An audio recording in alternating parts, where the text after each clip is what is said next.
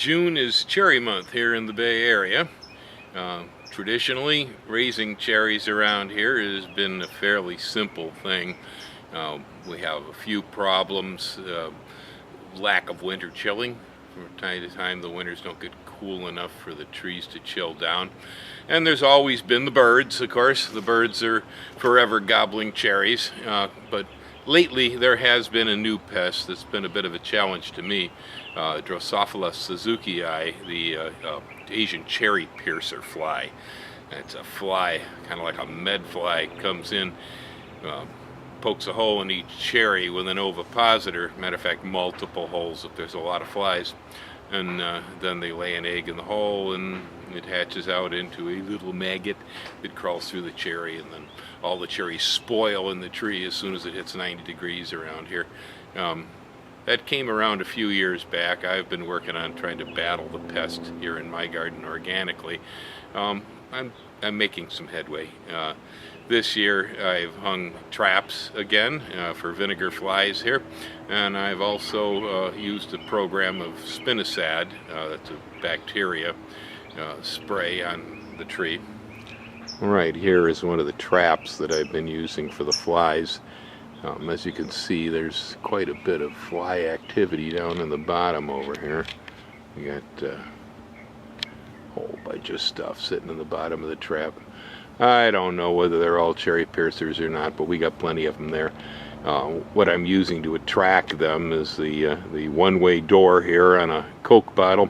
I've got 50% apple cider vinegar, 50% water, with a drop of dish detergent as a surfactant, so the flies can't float on the surface. It makes them slide in and drown. And then for good measure, I've added some spinosad to the mix, so if they go in there, it will kill them off. It's doing all right. The crop in the tree this year is pretty good. It's not a bad crop of cherries at all. I have to get out here and start picking before the birds and everything start to ruin them. So otherwise, the only other thing I've done here to control the pests is that I put spinosad onto the fruit. Again, I've said that's a bacteria. I've sprayed it, starting with the fruit beginning to turn slightly pink in the tree, and have continued all the way to the red stage. I stopped a week ago, so I stopped putting it on a week ahead of harvest. I've been putting it on weekly intervals to try to make sure to catch these nasty little flies. So far, progress looks good. I have far fewer stings than I've seen in previous years. Down around the base of the tree, I've got a band of tanglefoot.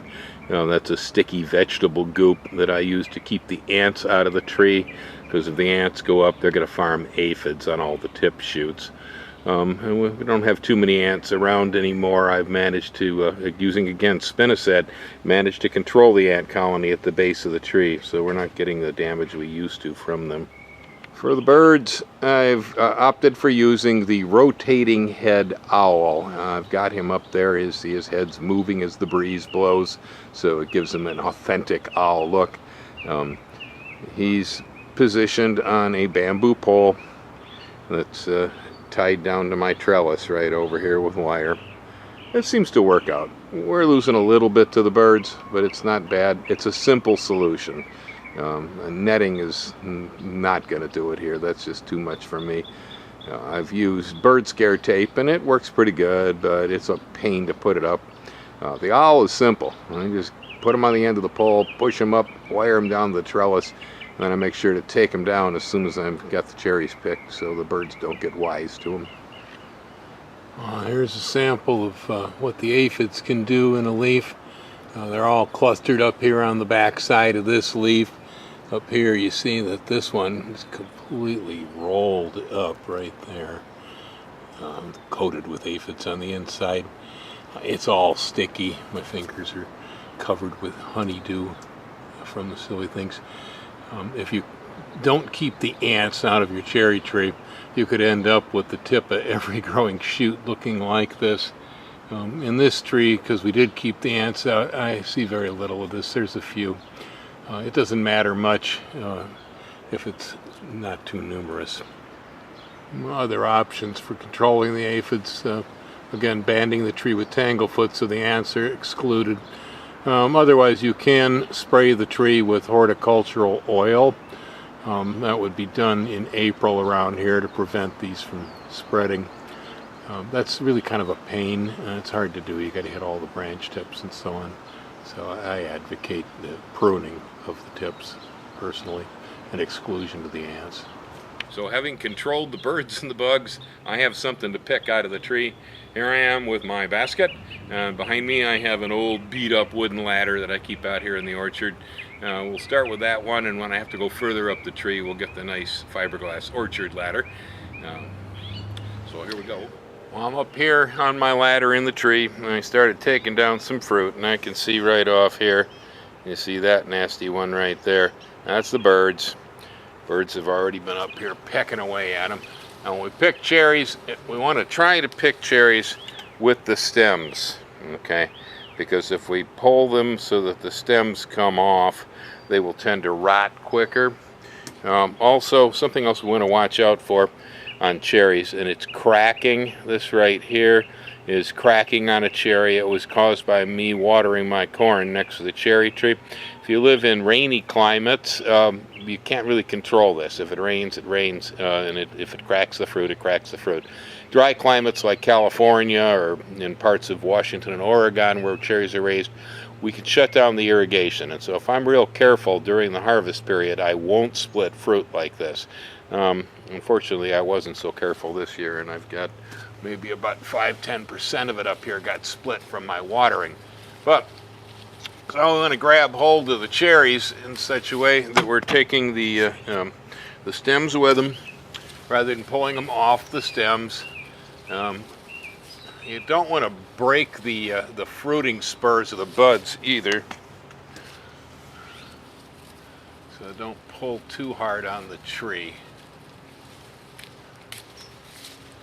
There we go. Okay, yeah, see another one here by the birds. Spoiled. Yeah, there's one there. Birds pecked. And so if I don't get after this real quick, I'm going to end up losing a good part of my cherry crop this year because the birds will really go for them. They do. So I would like to see them all turn jet black in the tree, but that isn't going to happen because if I waited for it to, there wouldn't be any cherries left up here. One thing I'm not seeing though, and that's very many stings from the cherry piercers. So I found myself a reasonable basket full of fairly ripe cherries here that the birds hadn't destroyed on me. I'm going to quit here, let the rest of them ripen up or feed them to the birdies one way or another. I'm experiencing some problems with the cherries. Most of it is bird damage. You can see that right there. They're getting up in the tree and they're pecking at them. Son of a guns won't just eat a cherry.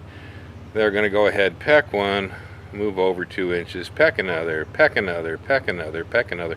Just walk around the tree pecking. This right here is from irrigation damage. The cherries have split down the side from too much water while they were ripening. You want to watch out for that if you can control it.